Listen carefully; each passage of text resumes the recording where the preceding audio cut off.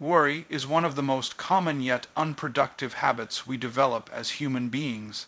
It often disguises itself as responsibility or preparation, but in truth, it rarely leads to meaningful action.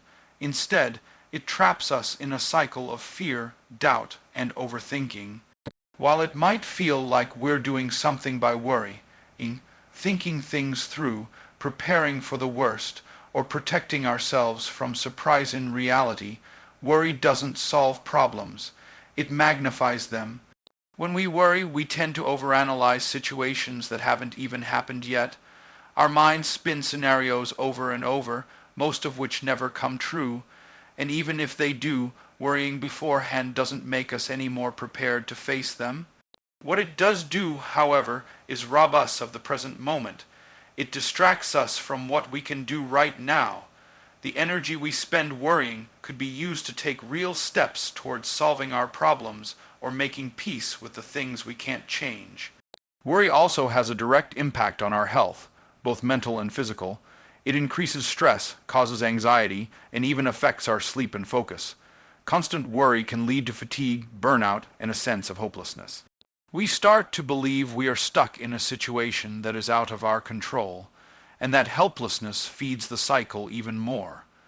But the truth is, most of what we worry about either never happens, or, if it does, is far less devastating than we imagine. We need to understand that worry is not the same as planning.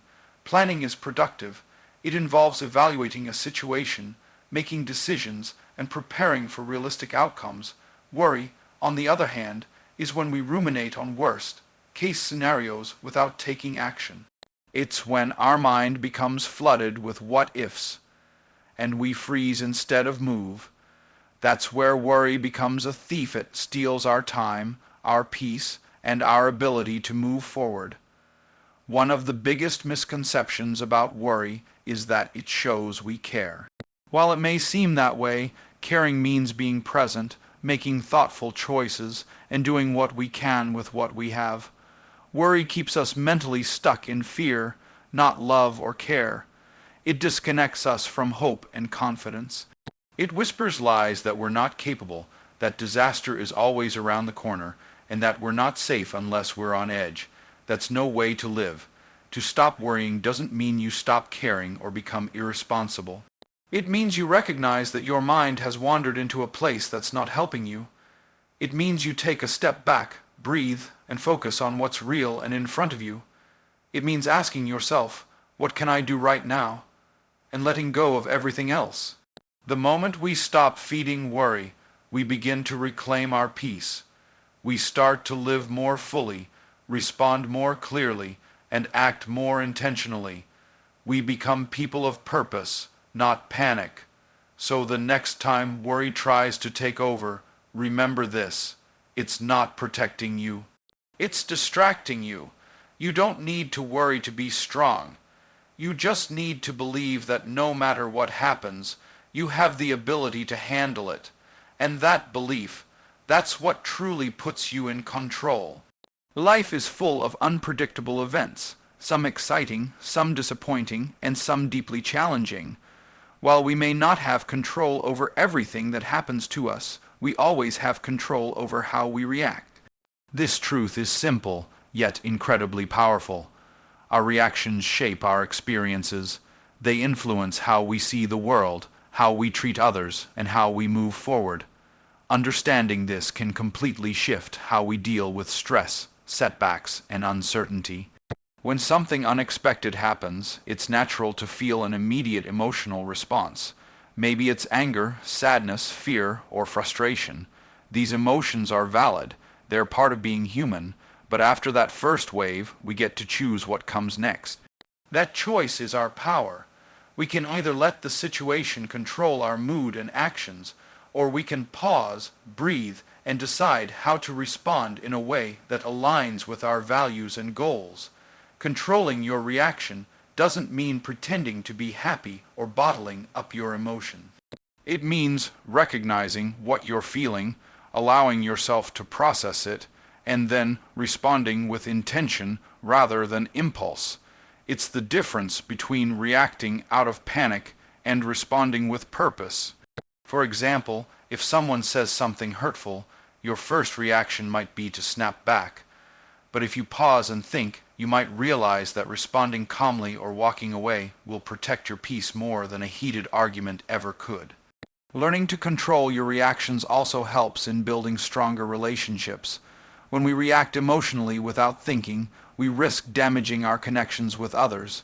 But when we choose our responses carefully, we create space for understanding, growth, and communication. We stop fueling conflict and start building trust. It's not about being passive, it's about being wise. Reacting in anger or fear often creates more problems, while reacting with patience and clarity often opens the door to solutions. Another important aspect of this is how we speak to ourselves. Our internal reactions, the thoughts we entertain when things go wrong, are just as important as how we respond outwardly. If we constantly react to failure by calling ourselves worthless, we chip away at our confidence. But if we choose to respond with self-compassion and a mindset of learning, we grow. We start to see mistakes not as proof of failure, but as opportunities to get better. There's freedom in knowing that you don't have to be a victim of your emotions or circumstances. No matter how difficult life gets, you always have the ability to pause, reflect, and respond in a way that serves your highest self.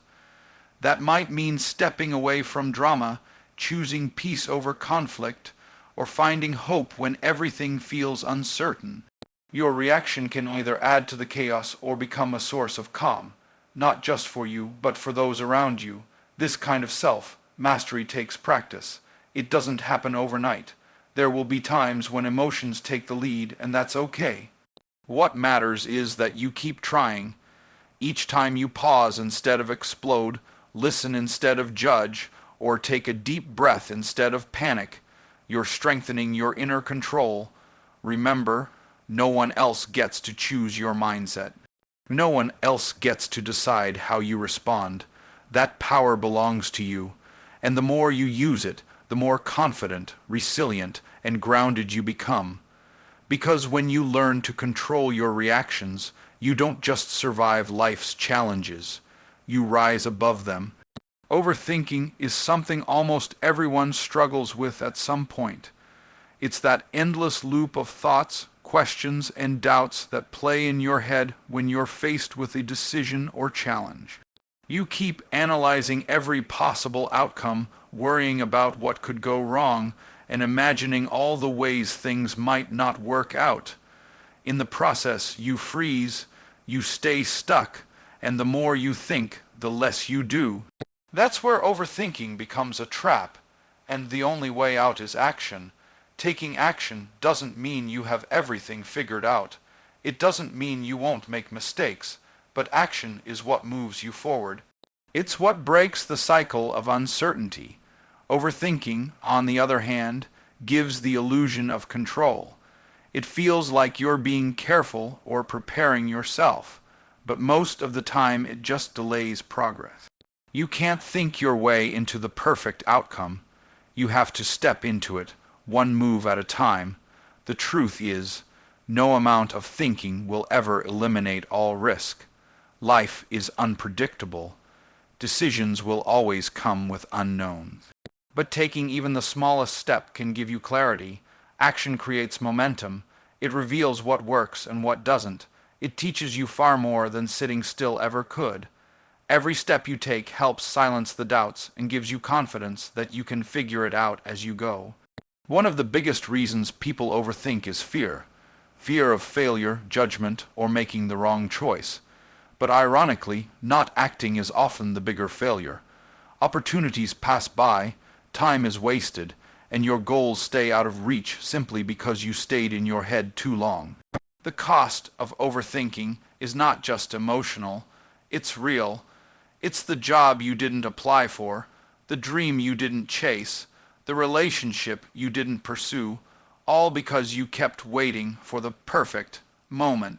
The perfect moment doesn't exist, but the present moment does, and that's where your power lies. You don't need a full plan. You don't need to see the finish line. You just need to start. Do one thing. Write the first line, make the call, ask the question, take the risk. Every big accomplishment starts with a single action. From there, the path unfolds. Taking action also builds confidence. Each time you do something instead of just thinking about it, you prove to yourself that you're capable. Even if the result isn't perfect, the act of moving forward strengthens your belief in your own ability. Confidence isn't born from perfection. It's built through effort, through trying, failing, adjusting, and trying again. That's not to say thinking is bad. Reflection and planning are important, but they need to be balanced with doing. At some point, you have to trust yourself enough to stop thinking and start moving. It's better to take imperfect action than to stay paralyzed by doubt. You can correct a course in motion, but you can't steer a ship that's anchored in fear. So, the next time you catch yourself spiraling in thought, ask yourself, what's one small thing I can do right now? Then do it. Don't wait for all the lights to turn green before you leave your driveway. Take the first step and trust that the rest will come. Action is clarity, action is courage, and most of all, action is freedom, from fear, from doubt, and from the endless weight of overthinking. Life has a way of testing us, throwing challenges in our path when we least expect them. Sometimes it feels like we're standing at the bottom of a mountain, unsure if we have the strength to climb. But when doubt starts to creep in, there's one truth we often forget. We've been here before. Maybe not in the exact same way, but we've faced hard times, painful losses, setbacks, and struggles, and we made it through. That alone is proof that we are capable of overcoming again. When you're in the middle of a tough situation, it's easy to forget how strong you are. The weight of the present moment can blur the memory of past victories, but take a second and look back.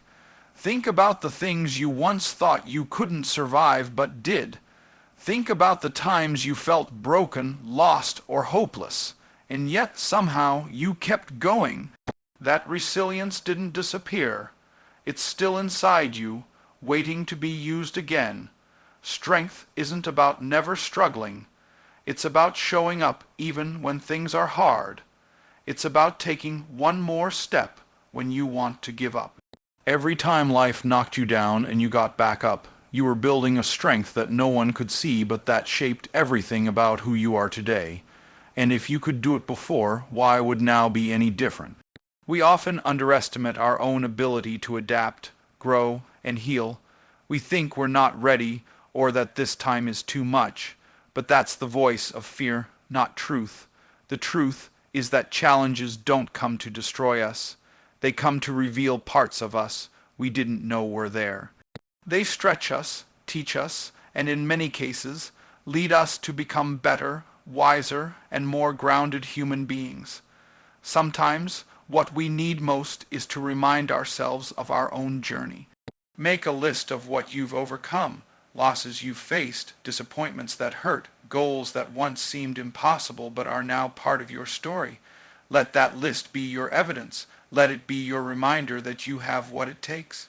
You are not the same person you were years ago. You've grown, you've learned, you've become more prepared for this moment than you even realize. That doesn't mean it will be easy. It just means it's possible.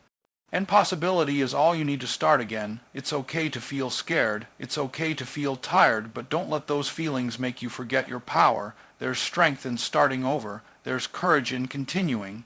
And there's greatness in not giving up, even when everything in you wants to.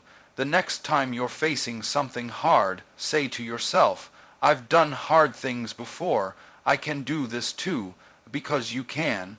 You have and you will. This current chapter may feel overwhelming, but it's not the end of your story.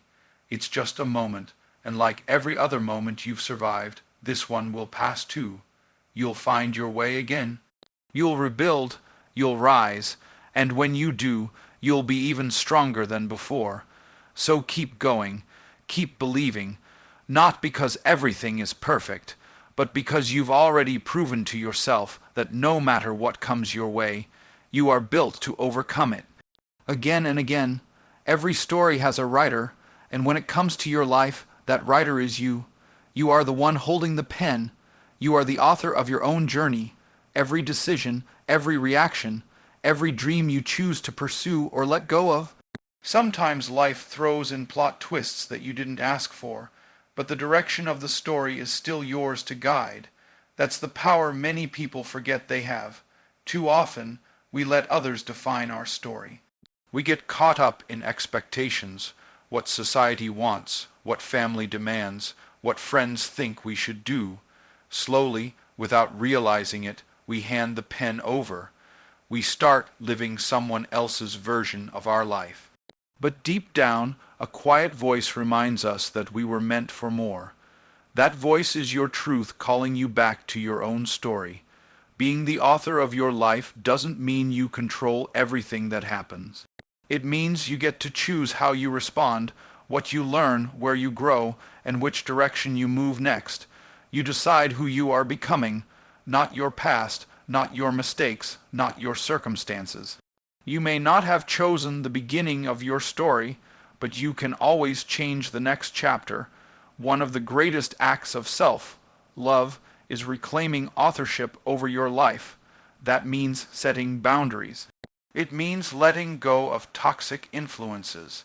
It means saying no when something doesn't align with your values and saying yes when opportunity knocks, even if it's scary.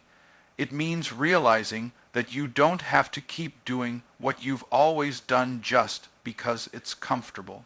Growth often requires rewriting, and yes, rewriting can be uncomfortable. It's not easy to face the blank page of a new beginning. It takes courage to walk away from what's not working and create something better.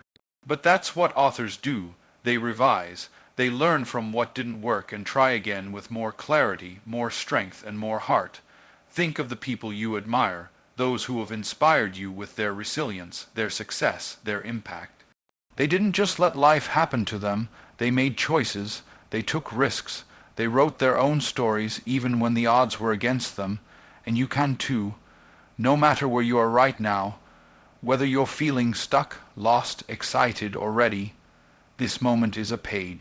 What you do with it is up to you. You can let fear ride it, or you can choose to ride it with faith. You can let regret shape it, or you can fill it with redemption, with purpose, with change. Don't wait for permission to take control. Don't wait for the perfect time or for everything to fall into place. The time is now. The story is yours. Even the small steps count. Even the slow chapters matter. Even the painful parts serve a purpose, adding depth and strength to your journey. You don't have to know how it all ends. Just write the next right sentence. Take the next right step. Believe in the story you're capable of creating, one filled with hope, growth, adventure, and truth. Because at the end of the day, when you look back at your life, make sure it's a story you're proud to have written, one that reflects who you truly are, what you truly wanted, and how bravely you chose to live. You are the author of your life. Write boldly, write honestly, and most of all, write like it matters, because it does. True strength isn't about never falling down. It isn't about being perfect, always in control, or unaffected by hardship. Real strength shows up in the quiet moments after the storm, when you choose to stand back up. It's in the choice to keep moving forward, even when everything inside you is tired, uncertain, or afraid. That's what resilience is, the ability to bounce back, to rise after falling, to keep going despite the pain. And that is where true strength lies. Life doesn't come with guarantees. Everyone faces loss, failure, heartbreak, and disappointment at some point. No one is immune to life's challenges. But what separates those who crumble from those who grow stronger is not luck or talent. It's resilience. Resilience is that inner grit, the belief that even when things go wrong, there's still a way through. It's what allows you to survive your hardest days and come out on the other side with wisdom and power. Resilience doesn't always look bold or loud. Sometimes it's the quiet decision to get out of bed when you feel like giving up. It's the determination to try again after failing. It's crying, feeling broken, but choosing not to stay in that place forever. It's facing rejection, humiliation, or heartbreak and still holding on to your sense of worth. That kind of strength isn't built overnight. It's forged in the fire of your most difficult moments. People often mistake strength for the ability to carry everything alone or hide emotions. But true strength is not about shutting down or pretending to be okay.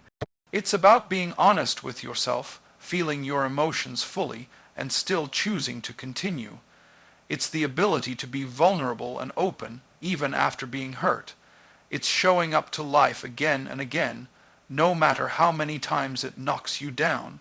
What's powerful about resilience is that it can be developed. It's not something you're either born with or without. Every time you face adversity and keep going, you're building your resilience. Every time you push through discomfort, navigate change, or adapt to a new reality, you're growing stronger. Even your failures contribute to that strength, especially your failures. They teach you what you're made of, what matters most, and how to move forward with greater clarity and purpose. When you build resilience, you don't just survive tough times. You evolve because of them. You begin to understand that pain has a purpose. It refines you. It teaches you empathy, humility, and patience. It helps you connect with others who are struggling. It makes you appreciate peace, joy, and success in deeper ways. Resilience transforms pain into growth and struggle into strength. In a world that often glorifies instant success and perfection, resilience is the quiet superpower that truly matters. It's not glamorous, and it doesn't always get recognized, but it's what carries you through life's hardest season. It's what allows you to rebuild when things fall apart, to love again after loss, and to believe in yourself when others don't. So if you're going through something right now, if life feels heavy or uncertain, remember this: you don't need to be perfect.